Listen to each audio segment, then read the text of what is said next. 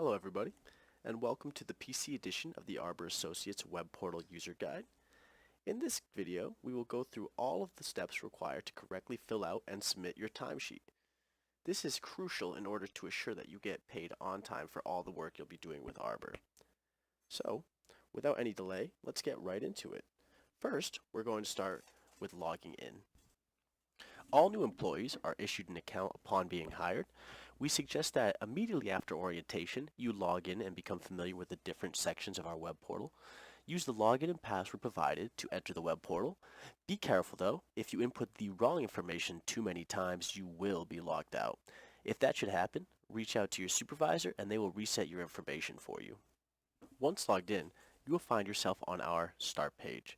From here, you will see various options including timesheets, reports, scheduling, account, and job search. In this guide, we'll be focusing on the timesheets tab. More in-depth web portal use will be covered in part 2 of this video. First, let's mouse over this timesheets tab I was speaking of. If you mouse over, you're going to see a drop-down menu that says Enter Time. Click on this. You should be able to see all shifts you are currently scheduled into for this pay period.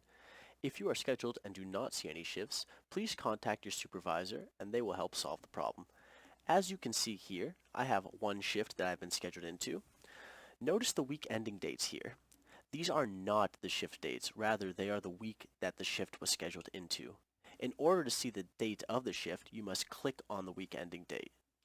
Now that we have clicked into our shift, we can see information such as the date of the specific shift, our week ending date, our customer, in this case Arbor Test, our report to, and our department.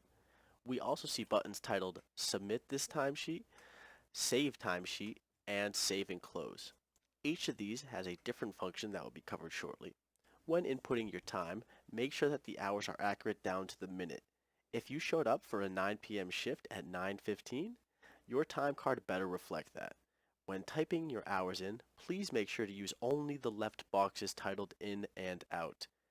If you use a combination, for example, the in box on the left and the out box on the right, the time card will not be approved.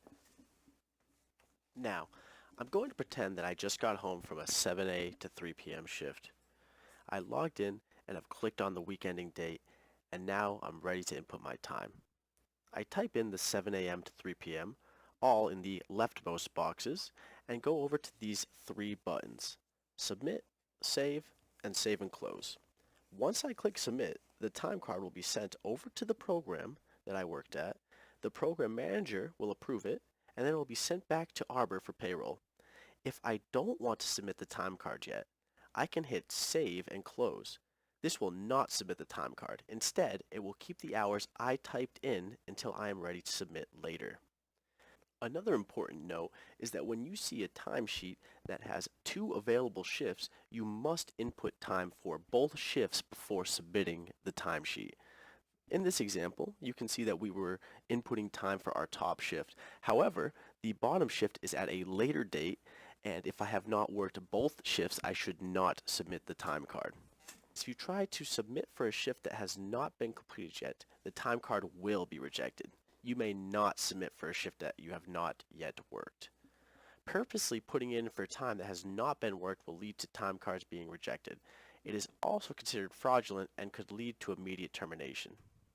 Lastly, upon submission of your time card, you will receive an email in regards to the status. Here we have an example of an approval email. Notice that it includes the time, date, client, and total hours.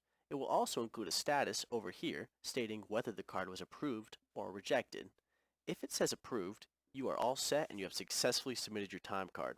If it says rejected, please double check the information you provided and contact your supervisor for further assistance. We are always available for additional questions, comments, or concerns. This concludes the timesheet submission section of the Arbor Associates Web Portal User Guide.